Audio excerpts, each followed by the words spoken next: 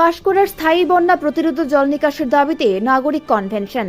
পাঁশকুড়া পৌরসভা সহ পাঁশকুড়া ব্লক এলাকায় জল নিকাশের স্থায়ী বন্দোবস্ত বর্ষার পূর্বে নিউ কষায়ের নদীবাঁধ শক্তপোক্তভাবে নির্মাণ এবং নিকাশি খালগুলি সংস্কারের দাবিতে আন্দোলন প্রস্তুতিতে পাঁশকুড়া বন্যা প্রতিরোধ খাল সংস্কার সংগ্রাম সমিতি প্রস্তুতির কমিটি উদ্যোগে আজ পাঁশকুড়া বন্ধন গেস্ট হাউসে বন্যা প্রতিরোধ জল নিকাশের দাবিতে এক নাগরিক কনভেনশন অনুষ্ঠিত হয়।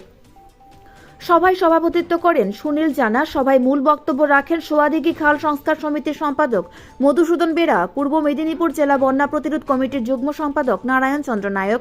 মূল প্রস্তাব উত্থাপন করেন দীপঙ্কর মাইতি। সভায় বিশিষ্টদের মধ্যে উপস্থিত ছিলেন পৌরসভার প্রাক্তন কাউন্সিলর কল্যাণ রায়, তপন নায়ক, নিবাস মানিক প্রমুখ। Bureau report, Dharmanagar news online. Panskura পৌরসভার দীর্ঘদিনের সমস্যা হলো নিকাশি সমস্যা। এই নিকাশি সমস্যা নিয়ে পাঁশকুড়ার কোনো প্রশাসনই, আমাদের পৌরসভার প্রশাসন, ব্লক প্রশাসন, তারা কোনো নজরপাত নেই। তার ফলে পাঁশকুড়ার নাগরিকদেরকে দীর্ঘদিন ধরেই এই নিকাশি ব্যবস্থা অব্যবস্থার জন্য জলে ডুবতে হচ্ছে। তো সেটা নিয়ে আমাদের মেন যেটা হলো যে পাঁশকুড়ার নিকাশি যেখান থেকে ক্লিয়ারটা হবে সোয়াদিঘি, সেই সোয়াদিঘি প্রায় 11-12 বছর ধরে কাটাই হয়। আমরা এই বেশ কিছুদিন আগেই সোয়াদিঘি যারা সংস্কার কমিটি আছেন, খাল সংস্কার কমিটি, তারা ডেপুটেশন দিয়েছিলেন ডিস্ট্রিক্ট ম্যাজিস্ট্রেটের কাছে, আমরা উপস্থিত ছিলাম।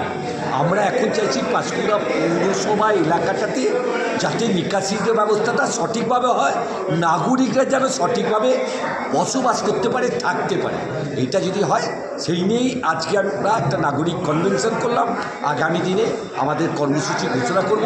প্রশাসনিক লেভেল, পৌরসভাতে আমরা ডেপুটেশন দিয়ে যাতে কাজকে ত্বরান্বিত করা যায় নিকাশি, সেই ব্যাপারে উদ্যোগী হবে। স্যার, আপনার পরিচয় আজকে আপনার পরিচয়?